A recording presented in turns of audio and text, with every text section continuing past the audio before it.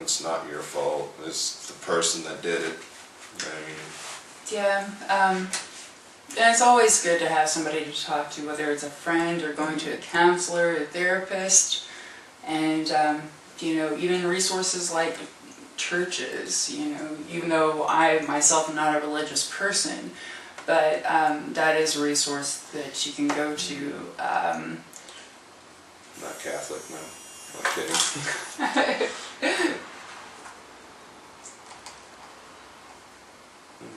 We'll be ready. Which one next? Physical? Huh? Physical? Okay.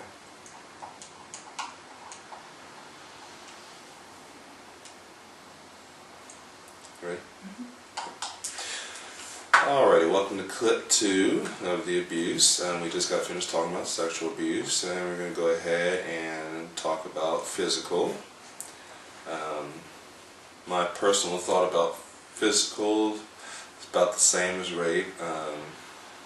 Open your mouth, tell somebody if you love the guy, or vice versa. It doesn't. It's not worth it. That's just my opinion. I've been since moving from Ohio to Missouri. I've seen a lot of it. I've been through the middle of friends, being physically abused, and it's just crazy. I mean, I even had a friend of mine crying on the phone telling me that, she's getting hit on and she's about to run out the house with her stuff, and, I seen this girl with a kid under one arm, two big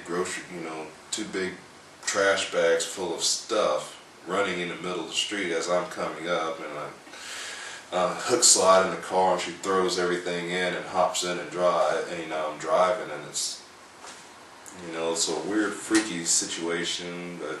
Oh, that woman was smart, apparently. Well, no, not really, because she's still with the guy today. Well, I believe people can change because I've been on both sides of the fence. Mm-hmm. I've been in abuse situations as a child, physically abusive. I've been in abusive relationships, and I've been the abuser. Mm-hmm. And one thing is that if your parents or the people that raised you taught you how to deal with your emotions, it's passed on. What do you do? And if nobody's there to teach you how to deal with those situations, what do you do? Mm-hmm. Until you learn some other way. And unfortunately, I feel that the problem's just getting worse because of,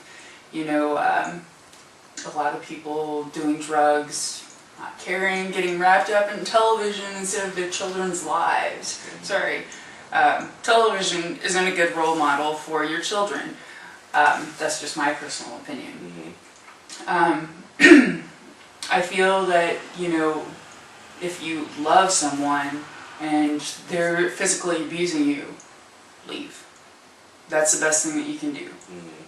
And if they really want to get help, you can say, hey, if you really love me, you'll go to anger management, or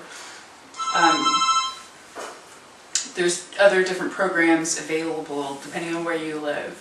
Womenslaw.org, the site that I mentioned earlier, also has those resources for domestic abuse batterer programs to help people.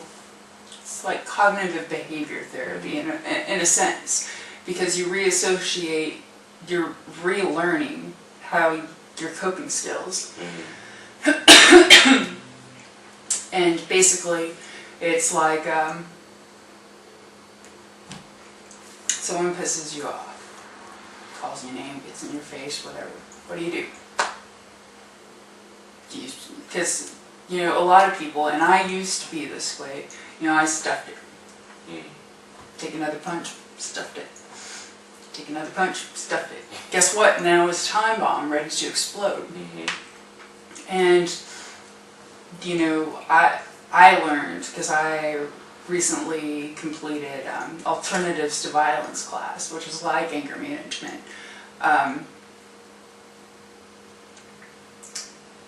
You know, I learned, one, how to communicate my emotions, how I was feeling, if my feelings were hurt. I know that sounds corny, but you know, you gotta be able to do that. And a lot of people expect you to walk around happy all the time with the, you know, plastic smile on your face. But I'm sorry, if you're not happy, you're not doing yourself any good by putting on a mask. And also, as far as the law goes, if someone's getting in your face and they're threatening you, if you throw the first punch or whatever, do something in self-defense, but it's a physical act, you're going to jail. And that's just for defending yourself. So first things first, if you find yourself in in a situation that's tense and that you feel like there is a good chance or threat of being physically abused, grab a phone, walk out the door, leave. And sorry, I didn't mean to you're fine. rambling, but you know, this is something I've been on both sides of the fence about, you know, and I'm with you. If someone says they love you and you love them and they're being physically abusive, the smartest thing and the best thing that you can do is leave. And you know, if it's meant to be, it'll all work out. They'll get help, and I do believe that people can change, but nobody can do that for them except them. So, you know, I have a friend that, you know, his is a weird situation. He's abused a girl, and there was a girl that turned right back around and abused him, and then, you know, he left, got with somebody else, and he beat her up. He's broke her nose, you know, got with another girl on the side. He's fought her too. Got 2 kids, you know, got a kid between the both of them.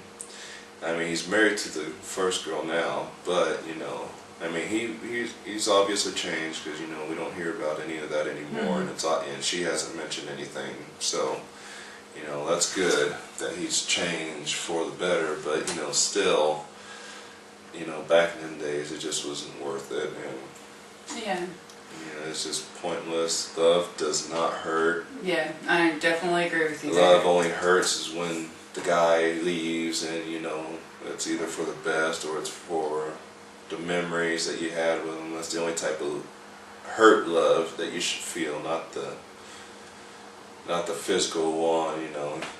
Because I'm not going to sit up and start punching you and say I love you, and then you think that's all good, you know, all good, because you know your parents didn't do that. Parents didn't start punching you and slapping you all over the ground, saying, "Oh, I love you, don't worry, you know, this is for your own good." No, I don't think so. Well, so that depends what family you came from. But yeah, I definitely agree with you. If you are in that type of situation, go to the police and get help. Afterwards, for post-traumatic stress of that event, seek help, counselors, your church, friends, family.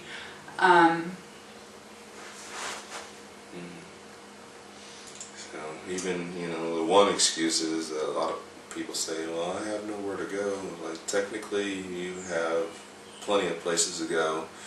You have family in California. Pack up and go. Well, he's watching my every move. I can't leave. Well, then you get a protective order out, and your local sheriff's office will be able to enforce that. And honestly, you know, the more you give in to a person, you're giving them power.